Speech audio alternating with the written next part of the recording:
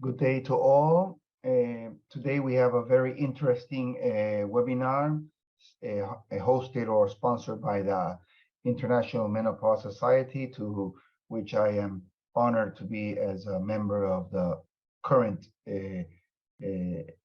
board, the scientific board. Uh, Today we are going to speak about a very interesting aspect of women, which maybe has not been considered uh, in the past, because we have always been focused on hot flashes, health issues, etc. But there are very interesting social aspects of women that transit the menopausal, or will go through the menopausal transition, which is uh, the aspects that concerns their needs in terms of working, because there are many women who still work, or sometimes women who are still bearing children, or supporting their family by themselves. And today we will talk about a, a very interesting aspect, which is work and the menopause. Uh, as all you know, there are very many issues concerning working place, uh, uh, regarding these aspects of hormonal changes, mood changes, etc. So today we will have a very interesting lectures by Professor Kathleen Raich and Dr. Marije Geukes, who will both will give a very interesting lectures. First, we will Professor Caitlin will provide a speak about the impact of menopause and work, which is very interesting. Uh, Professor Reich is a professor at the Adam Smith Business School, University of Glasgow, and over an active 20-year career of research, she has focused on understanding the ways in which age and gender inequity operates in the workplace, and how they might be challenged through cultural and structural transformation and leadership.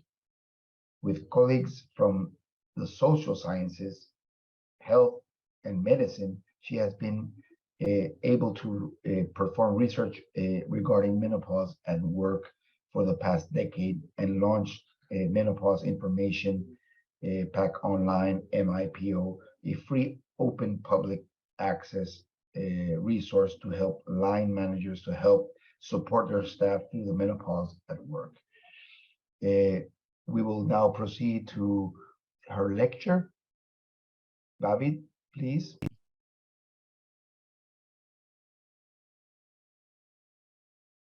So I'm going to very quickly just run over some of the research that myself and others in the field have been doing surrounding menopause at work.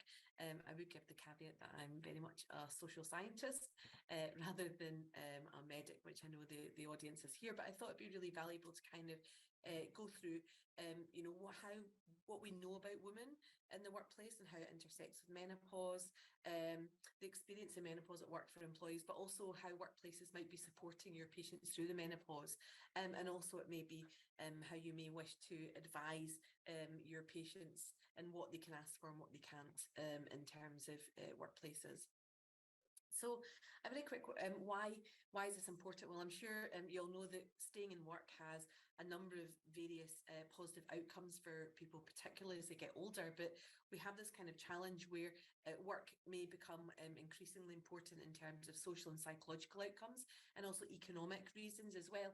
But as older workers leave, or once they leave the workplace, they're actually highly unlikely to return. So as people get older, they're less likely to actually return to the workplace in a full-time capacity. And that has huge issues, particularly for women who we know face a number of financial and economic hardships in later life. Um, we also know that women aged 45 and over, when menopause is kicking in, make a significant contribution to the economy, both in the global north and globally. So it's really important to keep all those skills and benefits in the workplace. There's a kind of mutual, virtuous cycle where it's good for women, but it's also good for organisations and the economy as well. Um, And we also know that there's an established body of evidence that says, you know, work and labour impacts menopause, but also menopause impacts the workplace. So thinking of that relationship between menopause and work is really, really important, not just for women to understand and not just for workplaces to understand, but for all those kind of stakeholders that help support women through menopause, including healthcare providers. But at the same time, we know obviously that no two experiences of menopause at work are the same. So just as no two experiences of menopause are the same, different working environments produce different effects for women working through menopause. And these are some of the quotations from, you know, the women we've spoken to, over 2,000 women when we've been studying this area. And these are just some of the kind of quotations that we're coming up with. And some of the things that you should be kind of able to be aware of there is, you know, the stresses that women face in workplaces are often exacerbate menopausal symptoms or vice versa. But also I want to kind of stress that despite these significant symptoms, a majority of women are trying to work through menopause, and they want to work through menopause. And we know that once, you know, they get over the hill of the worst menopausal symptoms, they feel really kind of ready to go in their careers. So it's really important to help support women through menopause at work, not just during that menopausal transition, but to make sure they stay in the workforce and that they can continue to feel valuable and are a valuable asset to the economy. At the same time, though, we have this really big challenge where we have a lack of awareness around what menopause is, but also the challenge that work is so busy that women don't have enough time to even think about their menopause. We know that often we see women's own experiences at the bottom of a long list of responsibilities, and that might be work, it might be home life, it may be caring for, you know, sandwich caring for elderly parents as well as younger children. And all of this is basically, you know, summed up by Daly, where she says, I can't go to the gynecologist because I'm too busy. This isn't about a procrastination, it's actually about the busyness of women's lives and working lives and being able to fit in looking after themselves in terms of healthcare support. So increasingly, and I think we're seeing this just now, a real crest of a wave of interest surrounding menopause. And there's increasingly a lot of noise about menopause, you know, whether it should be a protected characteristic, whether it should be illegal to discriminate against women because of menopause in the workplace. This is kind of played out in the UK and Australia, you know, a few years later. So what's happening in the US just now is a kind of mirror image of the kind of social and cultural norms that we see surrounding menopause. Now, one of the reasons why, one of the kind of side reasons why it's really important to think about this is that there's this growing menopausal market of training providers who are seeking to solve the problem of menopause in the workplace through, for example, consultancy or leadership support or training or awareness. And one of the challenges of this, of course, is that in order to gain a market share, they've got to suggest that there's a problem in the first place.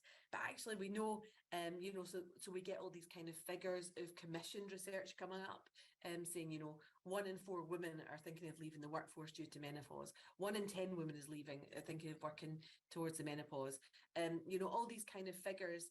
And what I want to kind of stress amongst this kind of noise that's happening surrounding menopause at work is that actually a vast majority of women in the global north, you know, in the US and Europe and Australia do work through menopause, whether it's an exhausting experience or a problematic experience is something we can talk about, but actually a majority of women do actually stay in the workplace through the menopausal transition. Okay, so I wanted to talk about 3 things we know and what we don't know about the relationship between menopause at work. The first one that I think is really important to remember is that there's this bi-directional relationship between work and menopausal symptoms. Symptoms can affect work, we know. So this often, we know that there's a relationship between the symptom frequency and bothersomeness, and that can be related to work outcomes. That's, you know, in terms of satisfaction with work, intention to quit, worker engagement, and so on and so forth. We know that, you know, some studies suggest that 40% of people in studies report that symptoms have a negative impact, and that about 12% take off time due to symptoms. We know that the main symptoms are usually night sweats and hot flushes. So the vasomotor symptoms are seen as the most bothersome and disruptive for women who are working. And there's also been costs surrounding what we would call presenteeism. So people just turning up at work, but not actually being productive, and work activity impairment. So again, not being able to work at their full capacity because of their experience of these vasomotor symptoms. There is no definitive research that shows that menopause impacts productivity in a particular way. And I think that's really important to emphasize, because what we don't want to see is, this idea that older women are less productive just because of the menopause, and there's no evidence that they are. In fact, what there is there's a lot of evidence that women make a lot of offsetting behaviors or engage in a lot of offsetting behaviors to make sure that their work isn't impacted, often to the detriment of themselves and their families and their bodies. So we know, for example, that making very small changes can have a significant offsetting impact. So having a supportive supervisor, having a bit of flexibility in work can really offset a majority of symptoms for most women. We know that the impact of symptoms can vary dramatically depending on the kind of work and job environment. So, someone comes to a healthcare provider and says, oh, my menopause is affecting my work. The most important thing is to think about, well, what is it about the nature of the work that affects it? Are you on your feet for 8 days? Are you not able to have a toilet break at a particular time? Are there any toilets you can use in your workplace? For example, we know that mobile workers often can't access a toilet. So it's about those kind of specific aspects of a workplace we need to know in order to know how menopause might be affected by it, or how it might affect women's menopause. We also know, as I said, women are really skilled at adapting and their behaviour, offsetting their behaviour, and that at least helps them stay in work. It might not help them enjoy work or thrive in a workplace setting, but allows them to stay there. At the same time, we know that work can affect symptoms, and this is in particular the role of physical and environmental factors can actually exacerbate symptoms. So, for example, unsurprisingly, workplace temperature and ventilation has a really big impact. We know that the roles and work environments can impact work. So one study showed that over half of Egyptian teachers surveyed said that static postures at work aggravated symptoms for those going through menopause. And obviously availability and privacy of washroom facilities is important. However, we also know that work stress, work overload, the stigma of being an older woman in the workplace, job autonomy, the freedom to do the work as we want and where we want to do it, can also impact symptom experience. And in particular here, having to hide symptoms or being too embarrassed to disclose symptoms can often actually exacerbate them. So if you're in a office environment, if you're in a boardroom meeting and you have a hot flash, trying to hide it is obviously going to make it appear or feel more bothersome. However, on the kind of positive side, we know that supervisor support is actually independently associated with lower menopausal symptom rating. So I think that's really a really important finding we found in one of our studies. In other words, when menopausal employees feel supported, the symptoms are not seen as so bothersome in that setting. We also know that work is one of the few sites or spaces where intergenerational relationships happen, beyond the family. And we know that colleagues can be a really great source of support and also knowledge sharing for women. One of the challenges might be that knowledge may be misinformation and not correct, but it's a real source of knowledge for women in the workplace, colleagues who've been through it perhaps. Okay, so that's the first aspect. The second aspect is that we know that women want to work through menopause, but they need support. So I think that it's really important to emphasise here that most women do actually want to continue employment, and they need to for a number of social and economic reasons. As I mentioned, line manager support and supervisor support is the most important factor. So whether they continue to engage in the labour market will depend on whether they have a supportive line manager or not. In some ways, it's more important than the larger broader organizational culture. It's that kind of direct line that you have, or that relationship you have with your boss. And we also know that workplaces are important places for getting information about menopause knowledge. There's some advantages and disadvantages to this, of course, in terms of misinformation, for example. And we know that this happens against a decreasing number of spaces for what we call intergenerational dialogue. So we know that really, there's very few places in societies, especially in Europe and the US, where younger and older women actually talk to each other. And that's a really kind of important element in that kind of knowledge sharing and busting those stigmas surrounding menopause. And we also know that healthcare support is really important in the workplace. So you may be called on as a medical professional to provide medical letters of support. Women suggest that when they are subject to misdiagnosis, underdiagnosis, or late diagnosis of menopause, that's one reason for them not able to continue working. And they also mention that actually just being given a sick note by their medical professional is not helpful in the workplace. It's just a short-term fix rather than actually helping them continue working. They also are very aware that healthcare professionals don't actually have time or the capacity to consider their particular workplace specific impacts on menopause, and also how that affects their menopause healthcare pathways.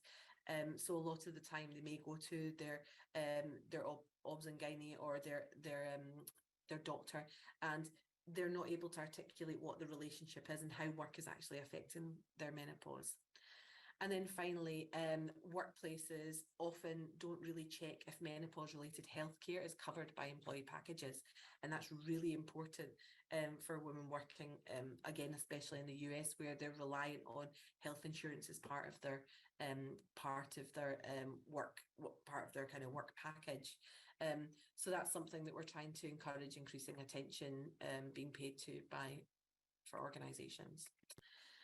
Okay, and then there's the kind of last resort that women go to for support, and that's legal support. Now, in the UK, there's been a number of tribunal cases, and health professional documentation has been really important in seeing whether these cases are upheld or not.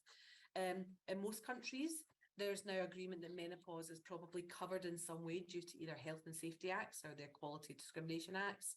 In the US, there are a number of acts such as the Civil Rights Act, Title VII, there's the Age Discrimination in Employment Act, which covers people over 40, or there's the Disability Discrimination Act. And we already know that cliff edge menopause was mentioned in a case in 2019 in the Disability Discrimination Act. So I think what we're going to see in the US in particular in the next couple of years is a real increase in employment tribunal cases or workplace discrimination cases that are citing menopause. And then the third aspect is that existing evidence is pretty biased towards privileged employees. And by that, what I mean is that what we know about work and menopause just now has a real kind of bias towards focusing on white women who are mainly white, middle class, and working in professional environments, usually office-based environments or kind of post-university environments.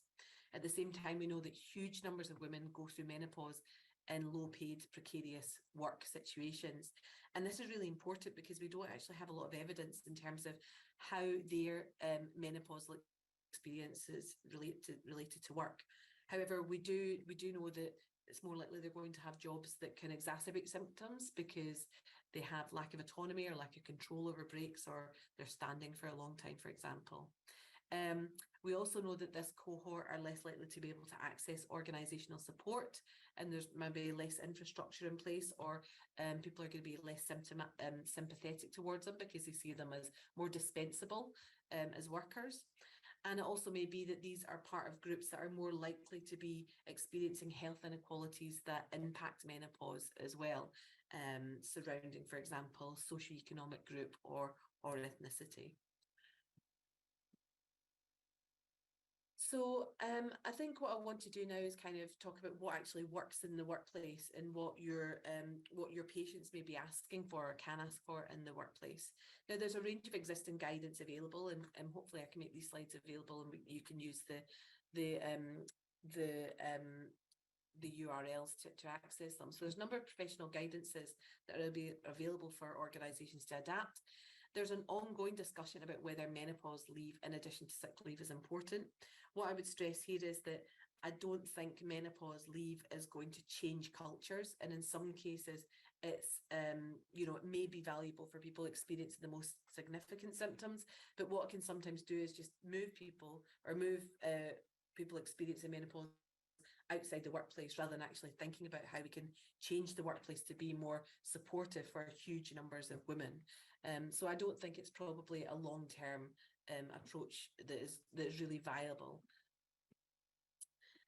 So the first, we have a kind of model that we talk about in terms of menopause practice, and that's embedded, enabled, acknowledged, and accepted.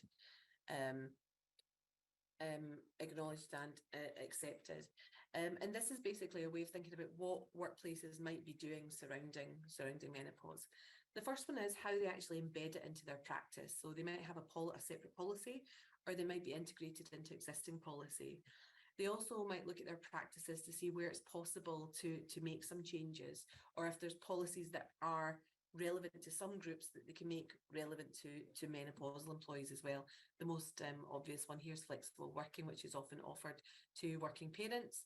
Can that be extended to menopausal employees as well? They often need to be clear about why they're supporting menopause and why that's core to their aims and their strategies. So does it, for example, lower absence costs, making sure that people can take a break, a 15-minute breakaway twice a day rather than reporting sick for the whole day, or does it allow them to reduce staff turnover costs, for example? So it's really important to kind of make sure that menopause is integrated into their business as usual in a business case towards supporting it. The second aspect we talk about is enabled, and by this what we mean is that organisations need to change the culture, the organisational culture and the way that they do things every day. Now, this might be, for example, the mechanisms or the spaces where conversations can take place about menopause, and making sure they're separate from performance management. So it's not a case of someone being brought into their boss's office and their boss says, "You're not performing, is it the menopause?" Because obviously individuals are not really likely to share in that scenario. It's about making sure that people can talk about what's going to work for them and what's needed to help them. The first conversation we know from research is that that's a really fundamental conversation. If they have a conversation with their line manager and their line manager says, "Well, I don't know what we can do, but thanks very much for sharing and I'll get back to you," is going to be far better than someone saying, "Oh, that's a problem. Have you thought about kind of retiring or leaving the workplace?" So that first conversation is vital in terms of whether women feel it's been a productive conversation, whether they're supported and welcomed in the workplace, or whether they're being marginalised or possibly discriminated against. And then finally, it's about making sure whether menopause is actually included and communicated. So it's all very well having a policy. How do you make sure that your employees actually benefit from that policy? The third aspect that we talk about in terms of workplaces is making sure it's acknowledged. So making sure that this isn't just about menopause as, the problematic women in the workplace, making sure that it's part of a broader conversation about women being a really important source of talent in the labour market. So thinking about the capacities and skills that this cohort may have, for example, they are often a valuable source of experience to others. They're often a highly engaged, steady and stable part of the workforce. They're less likely to leave their jobs if they're supported, and they're more likely to be highly engaged and also resilient after menopause as well. And it's also useful to think about here menopause as a way of thinking about other ways that we may be sexist or ageist in the workplace, and making sure that they're sensitive to age and stage in careers. For example, does training and development cater to different lengths of tenure in your staff? And then the final one is thinking about being accepted in terms of practical solutions. So there's lots of little things that can be done in organisations that don't cost a lot of money or resources that have a high impact. So we call these low cost, high impact solutions. Often this is about making sure that when someone asks, they're able to get something easily. So how easy is it to access a fan in someone's workplace? Do you have to fill in 10 forms and people grumble about it? Or is it you fill in, one form or ask one person and the next day it arrives in your workplace? This is not just about a fan, obviously, it's about signalling that women are welcome in the workplace and supported. It's also thinking about those practical aspects. Are there particular workspaces that are naturally hotter and colder? We know that air conditioning doesn't work in giving a kind of continual constant temperature as it's supposed to. So is there kind of places that people could work that's better for them? Are uniforms kind of friendly in terms of being multi-layered? or made of natural fibre? How near or far are toilets or facilities? And do employees actually know the procedures they can use if they're having a symptom-related significant episode? So these are kind of some of the aspects surrounding menopause and work just now. Before I close, I just wanted to kind of think about, in terms of advocates in the audience, what you can actually, how you can actually help support. Now, I think, the most important aspect is, knowing that the type of work undertaken, the workplace environment and the support from outside, including healthcare professionals, is really important to how women experience menopause. So, being supported of a woman working is fantastic if she comes to you surrounding menopause. But thinking about what are the aspects of work that are a challenge for her, and how she can kind of think about those more broadly in terms of menopausal healthcare. But I think we need to, as researchers and as professionals, we need to think a bit more innovatively about how workplaces work in terms of healthcare support or health support for menopausal women. So are workplaces really valuable intermediaries, for example, in terms of public health and awareness around menopause? How can they spread messages or information about what menopause is and how menopause can be supported? Can they work in collaboration with healthcare providers in ways that can best support women and their significant others? And finally, how can we think about those infrastructures between, two really important institutional settings of healthcare and work that have, real power to change the economic and social outcomes, not just of women, but countries more broadly. How can we actually think about those infrastructures as better developed or working together to improve the experience of menopause for women? So I've put in some further reading in case you're interested, but I'm very, very happy to continue a conversation with you either through email or otherwise. Please just get in touch with us, and I'd be delighted to hear from you. Thanks very much. Now, Marije, how's it pronounced? Marije. Marije, okay. Professor Marije, and your last name pronounced? Geukes. Geukes. Difficult, Dutch. Okay. It's Dutch. Yeah, G is pronounced Geukes. Is a gynecologist from Netherlands with a special interest in menopause and minimally invasive surgery. Since 2018, she has been a staff member of, oh my God, can't pronounce that, from the hospital group 20, Almelo in Netherlands. She is currently completing a PhD research on menopause and work.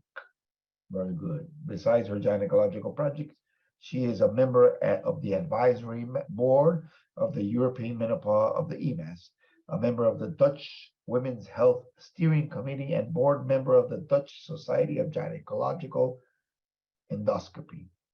The scenario is yours, Professor. Good afternoon, all, and thank you, IMS, for inviting me to talk about the EMA's recommendations about menopause in the workplace. And thank you, Kathleen Raich, for your presentation. She gave a great overview of the relationship between menopause and work. And let me now proceed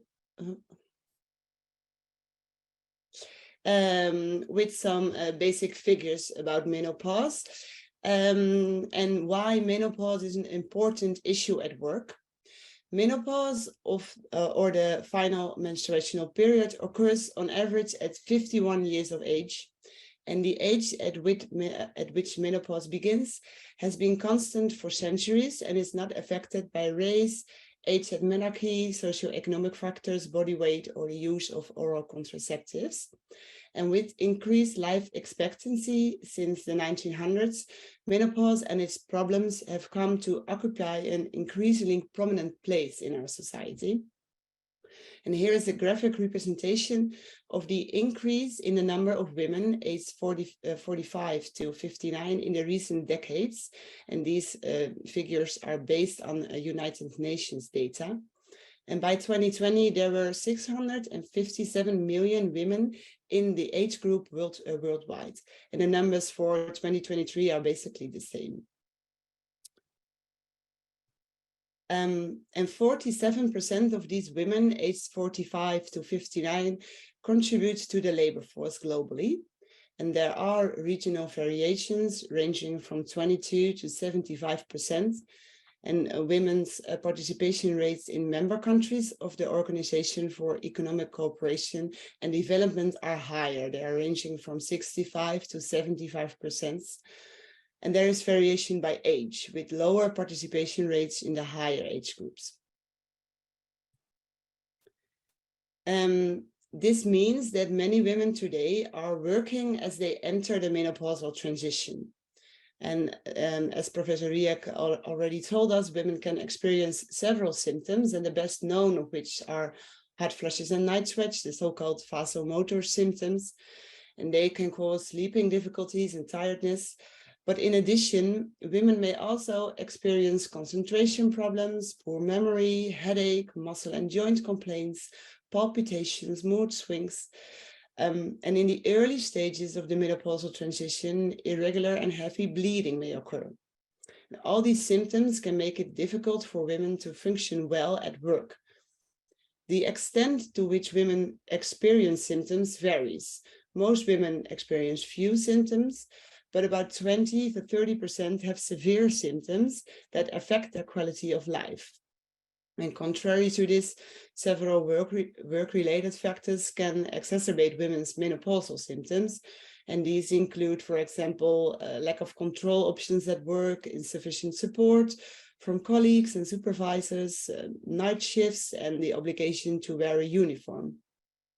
And the duration of the menopausal transition varies, but it lasts 7 to 10 years on average. And in general, women who develop symptoms early will, well before their last periods, also keep symptoms longer. And symptoms start about 4 years before the sensation of menses. And this means that women do not always directly attribute the symptoms and changes in their bodies they experience then to the menopausal transition. In 2016, the EMAS published recommendations on working conditions for menopausal women, and an updated version was published in 2021 with recommendations for employers and organizations, for managers and supervisors, for healthcare providers, and finally for women or employees experiencing menopausal symptoms themselves. And we will now go through these recommendations. This slide shows a summary of the recommendations for organizations and employers.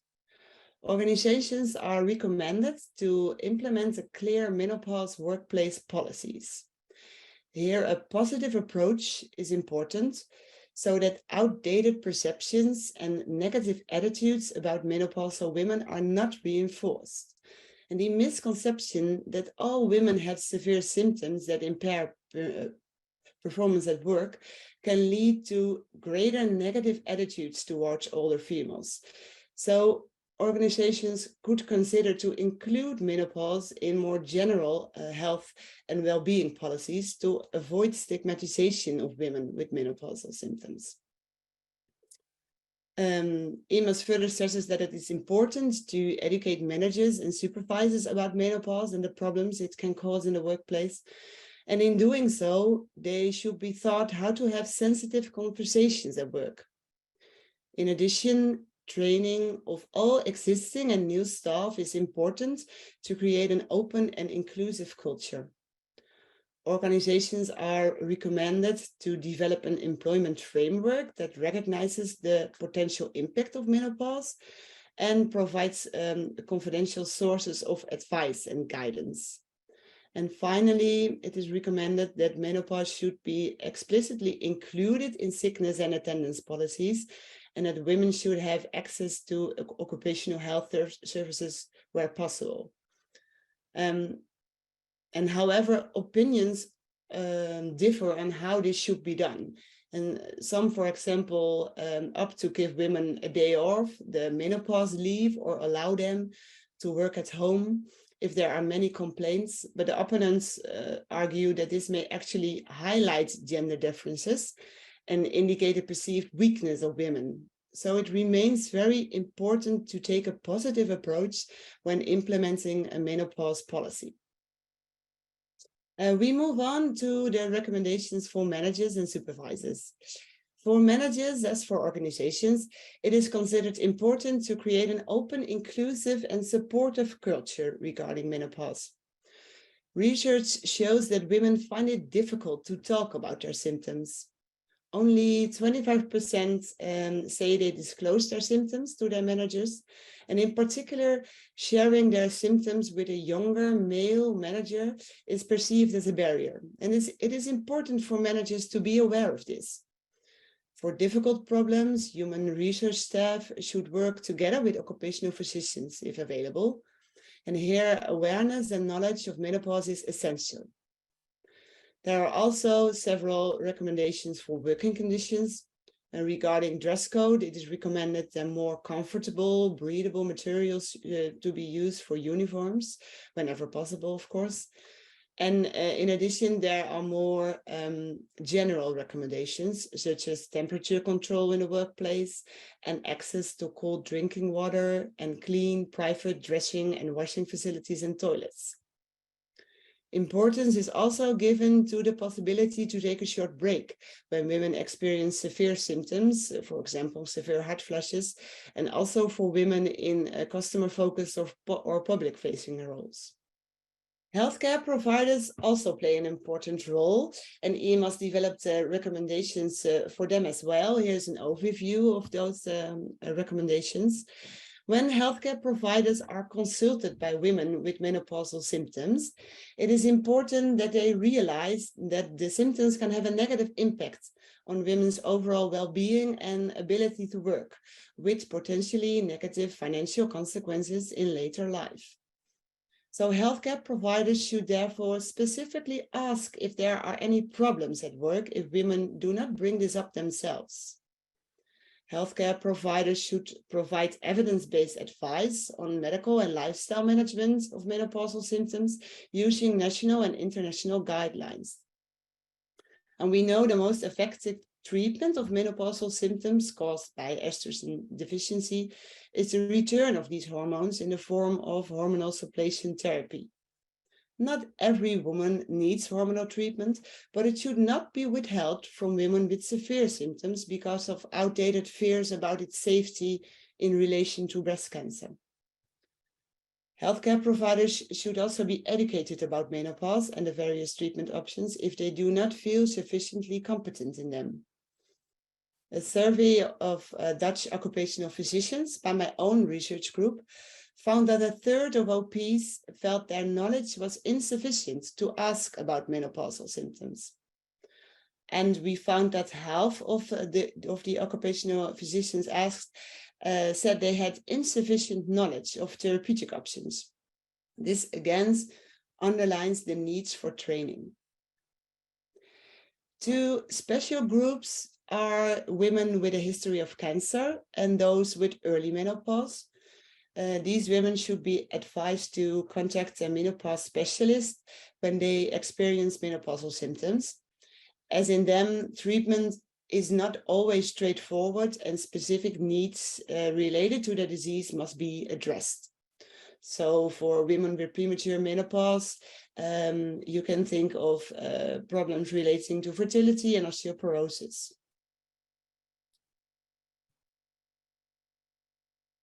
Finally, recommendations were also made for women experiencing menopausal symptoms themselves. First of all, women should recognize the symptoms they experience as menopausal symptoms. In practice, I encounter many women who have been searching for months or even years when they experience symptoms that they, as well as their usual healthcare providers, do not directly attribute to menopause. And this is especially the case when the classic hot flushes are absent. It is also still sometimes thought that the symptoms experienced are not caused by menopause when women still have a menstrual cycle, which is of course not correct. So awareness and recognition of menopause is step number one. And next, women are advised to make their symptoms known to those around them, to their loved ones, in their personal lives, but in working lives, to their colleagues, their managers, and their supervisors. Because if you don't talk about it, you can't be properly helped either. So women should contact the occupational physician or human research staff if they experience problems at work. And it's important that they are aware of national workplace equality laws and regulations that protect women in transition. If symptoms are such that they affect daily life and work, women are advised to contact their usual healthcare provider to discuss treatment options. And they should also actively access evidence-based information on menopause care themselves. Women are advised to be aware of their organization's options for supporting menopausal symptoms at work. And they are advised to participate in training and development programs offered on menopause, and to participate in formal and informal support groups for women with menopausal symptoms. My own research group recently offered an educational intervention on menopause to employees and managers, and we investigated the effects of education on self-efficacy regarding working during menopause.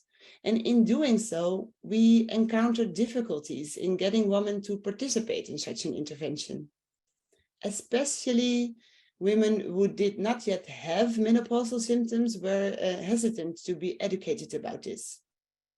So we therefore believe that part of the key to success of such a menopause policy lies within the women themselves. They are responsible for their own well-being in the workplace and should actively participate in opportunities and programs offered to them. The results of this study will be published soon. So in conclusion, it is important to raise awareness about menopause and the potential problems women may experience in the workplace. And in this, education for employees, for managers, supervisors, and healthcare providers is essential. Organizations should include menopause in their general health and well-being policies to avoid stigmatization of menopausal women. And all this is to create a menopause-friendly workplace to improve women's well-being and their ability to remain in work. So this is the end of my presentation. Thank you very much for your attention. Thank you very much. We have the three questions that were placed at the beginning of the other presentation, which maybe we can sort it out, right? The first question is, what are the primary symptoms that workplaces are addressed around menopause? Is it just around the hot flashes? I think you mentioned something this in your presentation. Can you provide us with insight on this? Yeah. Well, research shows that the vasomotor symptoms, so the hot flushes and the night sweats, they are bothersome in the workplace, but we think it's more a constellation of symptoms, like a domino effect. So hot flushes and night sweats can cause sleeping difficulties and tiredness, and this can result in a poor memory, poor concentration. And if we look at research into the most dominant problems at work, then it is those concentration problems and poor memory that women are most stressed about. So I think menopause policies should not only be about vasomotor symptoms, but more of the whole package of symptoms which should be addressed. Very good. I think that I also think that hot flushes are the main problem because they interfere with sleep, with depression, we have research on the correlation between depression and hot flashes. So it all like it's a big package. So I think that this also may interfere in work, and currently this is very important because women need to concentrate on their work, and this may be a real problem. Let me see some other question.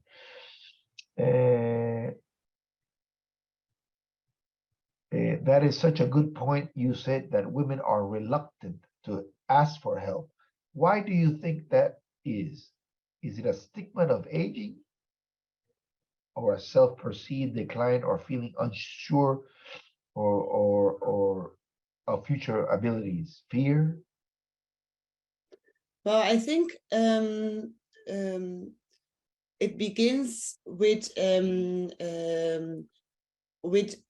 the menopause, or with the culture around menopause, and in recent in our society, the aging of women is perceived as something bad, and so if women have menopausal symptoms, and especially if there is stigmatization in the workplace, then I can imagine that they don't want to share those symptoms and the problems they give at the workplace with their supervisors.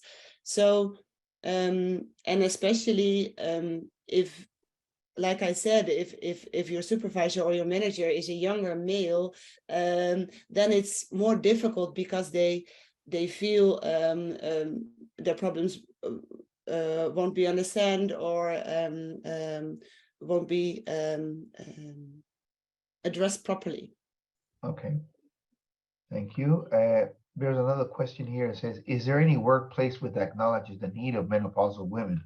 Well, I would like to just point out that any workplace is good for anybody if there is a competence. I don't think that maybe the menopause will be a stigma of competence, and maybe interfere with with the concentration and these issues with basically or around or the symptoms. Can you acknowledge this or comment on this? Yeah, I think the same. It is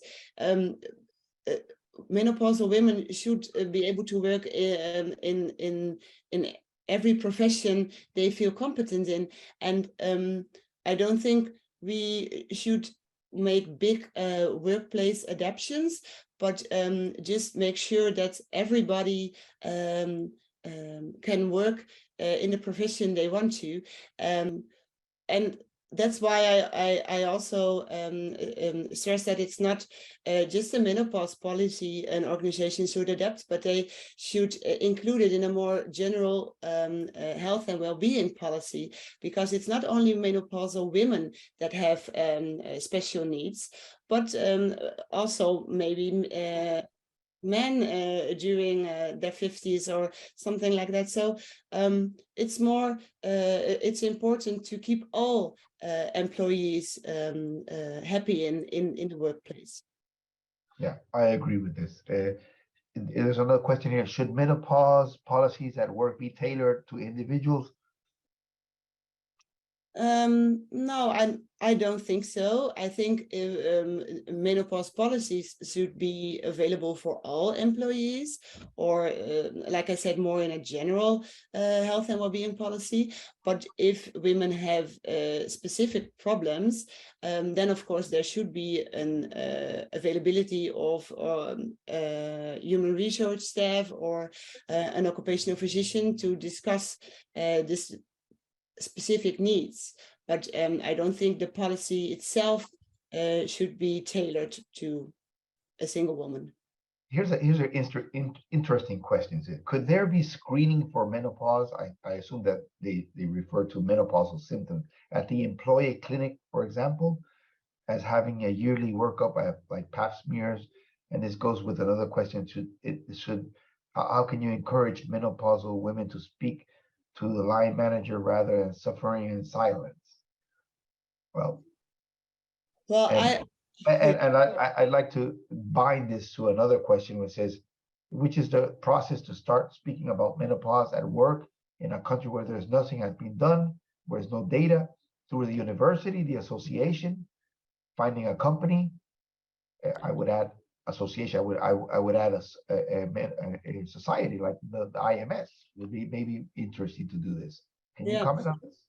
Yeah, well, to comment on the first question, I don't think you should put up an annual screening for menopause. You also don't put up an annual screening for depression or something like that. Then women, I think you increase the stigmatization, and I don't think, well, not all women that experience symptoms experience problems in the workplace. Like Kathleen Raich said, women do a lot of small adaptations to make their performance at work as good as it was. So I think annual screening is not a good idea. But for the second question, if there is not a policy or knowledge about menopause, there are, because of these EMA's recommendations, but also the MIPO Kathleen Raich told about, are perfect instruments to start up the conversation. And I think this all needs to come from the organization itself, and it should be a top-down policy. So the staff or the board of an organization should put menopause on the agenda and give information and education about it, and that will make women more aware that the symptoms they are experiencing are menopausal symptoms, and then they can ask for help. So it should be a top-down policy, I think. Here's a question here from Alvaro Monterosa from Colombia, good friend of mine, and he says, "How about working? Well, we call working labor or women who work like in not professionals who work like in Colombia and Ecuador, where I come from, working laboring women who work in the field and hardworking women. Do they maybe they might have the menopause might have a negative impact on their symptoms and on their work, of course. Are there any? Can you comment on this? Maybe we don't have data, but we can do research on this. Very interesting. Yeah, well, I imagine they also have their problems will also impact their work or their capacity to work, but I think it's difficult, especially if they don't work for an organization or a boss. If they're self-employed, it's always more difficult to make adaptations, especially if it has financial consequences, I guess. But for sure, they will experience symptoms. I think the more minor adaptations, like appropriate clothing that's more breathable, the stuff like that, I think that is the small things they can do to minimize their menopausal complaints at work. Okay. There's a last question here of somebody indicating where will your work be published? Well, it will be published on the journal Climacteric, of course. Maybe. Well, we have not decided yet. Not decided. Well, I think that we've gathered enough information. I think that we have understood the problem, and there's much research to do. And I think that here in Latin America, we can participate in many research also, because we have here we're performing research on women, on domestic violence and these kind of problems. So we have never explored here in Latin America, and I'm sure that Alvaro Monterosa will be very agree with me that we can do some research on these issues, like how do women feel on their work, who are menopausal, of course, right? If they are working as professionals, in offices, or if they're working on the field. This has never been explored. Very important and a very interesting issue. Okay, we thank everybody who participated. We have had more than 200 participants. This is very important and interesting for our society, and I am very glad to have participated in this discussion, which is very important. Thank you very much for all the participation. Thank you very much. Okay. Thank you. Thank you for all your questions from the audience. I'm going to try and go through as many of these as I can in the time, but I welcome any of you to contact me should you wish to discuss anything further. Okay, so the first question that was posed was, what's the process to start to speak about menopause at work in a country where nothing has been done and where no data is available? Should that be through a university or association or finding a pilot company? I think this is a really great point because we know that both menopause, cultures around menopause, but also workplace cultures and policies and practices and legislation is really different and varies from country to country. So what I would say is, we know that there's a number of aspects coming, particularly in the US. So there's a number of studies and pilot studies that are generating an evidence base. So the first thing is it will be coming. But I think more broadly, I think the key is to not think about, having to know what best menopause practice is per se, but recognizing that best menopause practice is often best practice for all employees. So thinking about how you encourage a culture of inclusion, how you encourage a culture that doesn't individualize or problematize people because of their health experiences, and also thinking about how you can educate and make stakeholders aware of menopause as an experience. So what I would suggest is, first of all, look out for evidence coming, but secondly, think about how the existing evidence we have from countries, for example, the UK, but also broader in terms of Northern Europe and Australia, how that can be relevant to your particular cultural setting, because a lot of it is about getting rid of those stigmas, making people aware of the relationship with work and how we can educate and inform our workforces in terms of this being a phenomenon, menopause being a phenomenon. So, okay, the second question I have is there any workplace which acknowledges the needs of menopausal women? I think around the world there are really great examples of best practice, and what we usually find, these are in places that are recognised as being great places for women to work anyway. So there's a number of kind of best place to work for women, Forbes, for example, develop them. And we know that they're going to be ahead in terms of thinking about those inclusive or gender inclusive cultures that are probably going to facilitate a better, more supportive environment for menopausal women. There are other companies that are global, that are also, US based. I know there's quite a lot of people who are US based in the audience here. So, for example, Diageo, the drinks company, they have a global menopause policy, and Hilton have also went on record in terms of thinking about how they can provide support for menopausal women as well. So it's starting to emerge as being explicitly referred to in terms of policy and practice.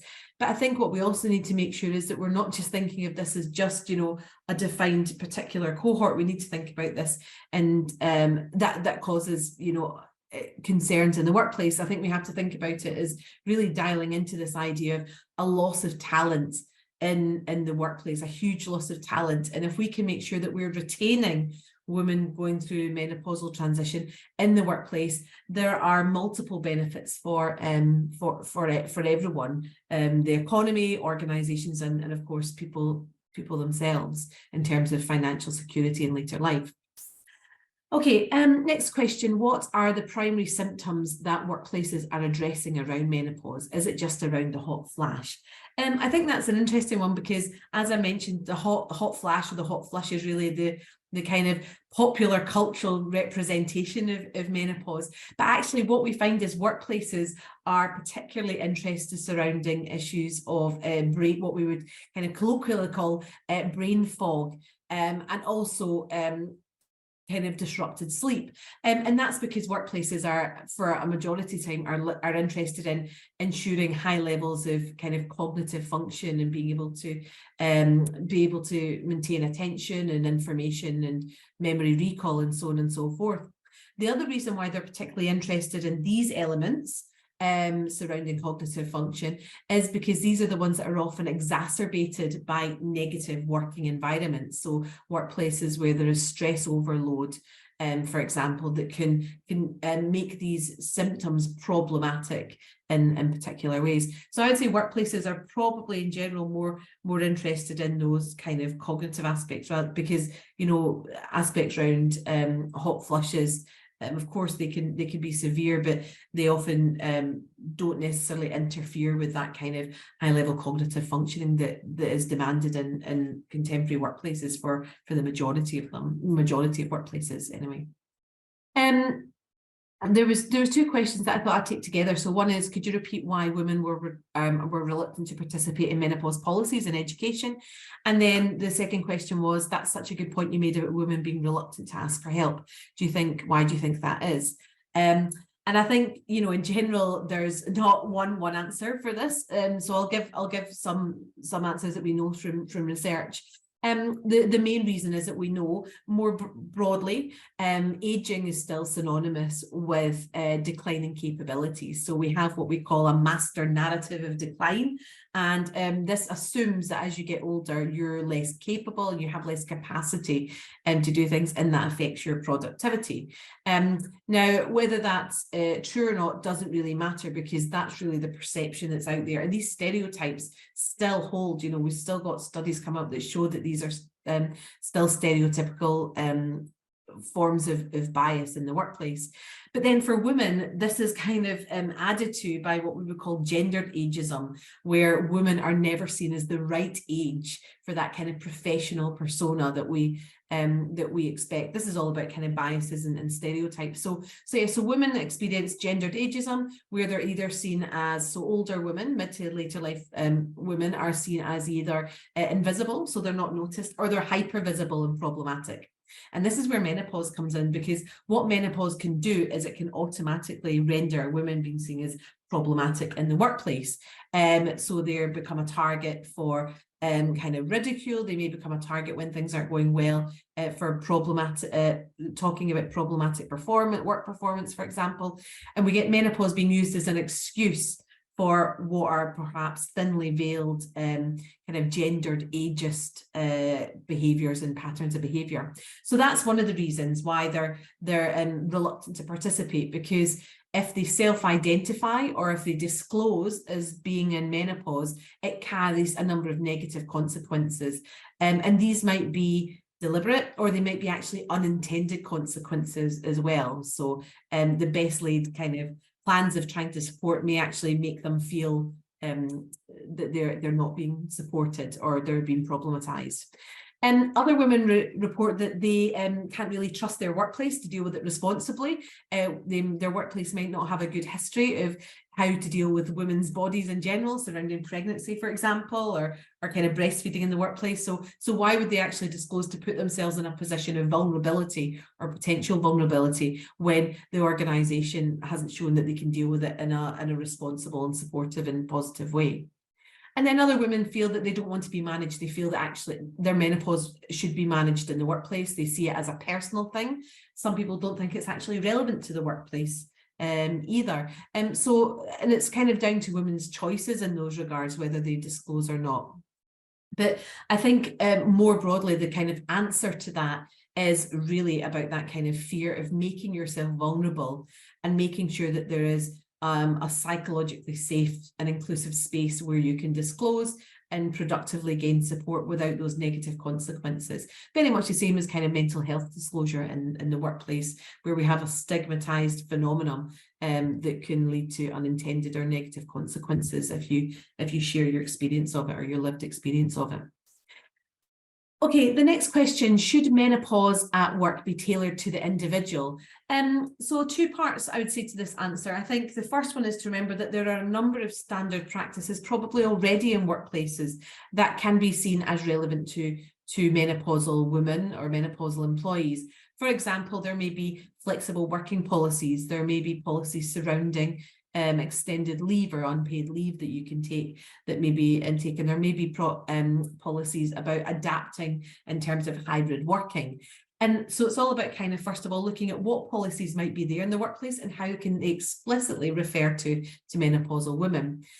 We also know that menopausal friendly environments are part of best practice for all employees, okay? If you create an inclusive environment where you feel that all bodies, no matter what age or gender or ethnicity or ability in terms of kind of disability are welcome, then it's going to be a kind of self-fulfilling prophecy of having that inclusive workplace. So I think there's that really important thing about how workplaces send out cultural messages about who is more or less welcome that can deal with it at a general level.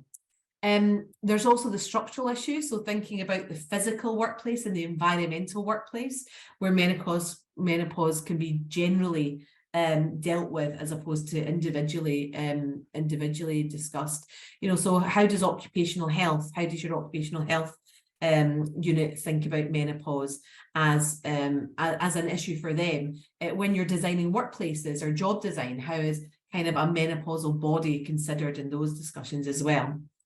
At the same time, so that's the first part of the answer. The second part is, yes, there will be certain circumstances and conditions where a tailored approach is required. So similarly, when we see that there needs to be kind of reasonable accommodations made surrounding particular forms of disability, this will be the same when a woman is experiencing, you know, frequent or severe or bothersome symptoms in some cases.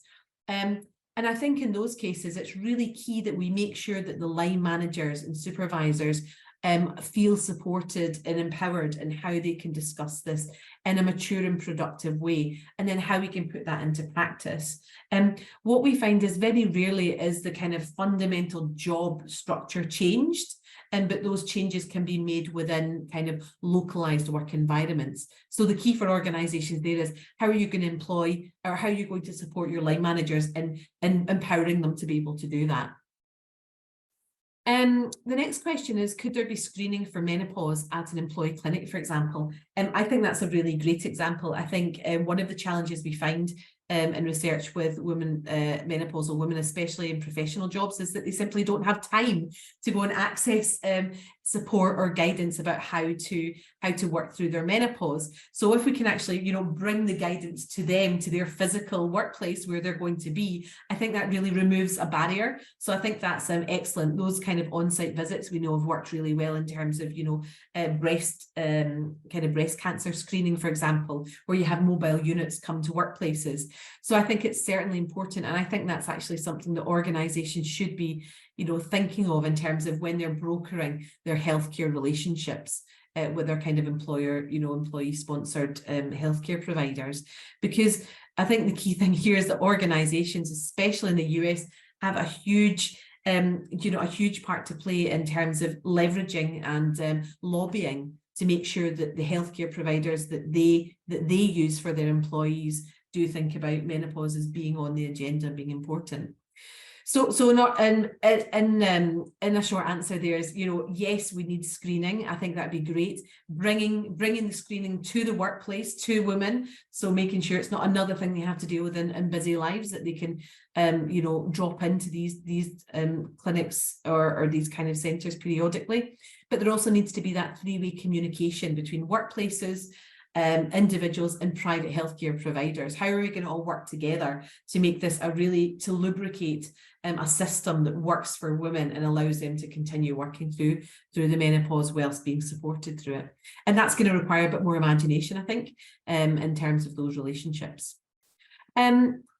Okay, how do you encourage a menopausal woman to speak to a line manager rather than suffer in silence? Okay, another really great question, and probably a deceptively simple question, because there's loads about, you know, the importance of psychological safety in the workplace and making sure that you have an environment that can enable people to disclose the more vulnerable parts of them without being seen as a problem or detracting from their professional capabilities and capacities.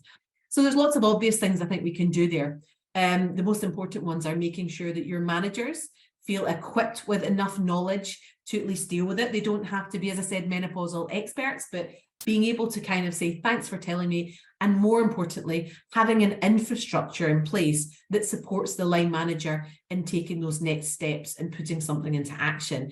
I think that's really important. And what we've actually found is loads of organisations now have menopausal training, but they don't support that with an infrastructure, whether that's an occupational health infrastructure or a human resources or people management infrastructure that allows managers to go to someone and work through how they're going to support this woman.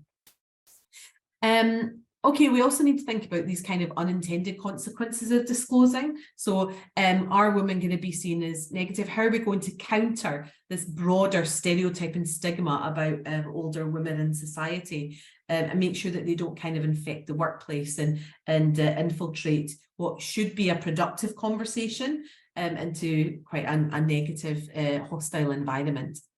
And then I think showing the ability more generally for workplace to accommodate all kinds of bodies and people is really important.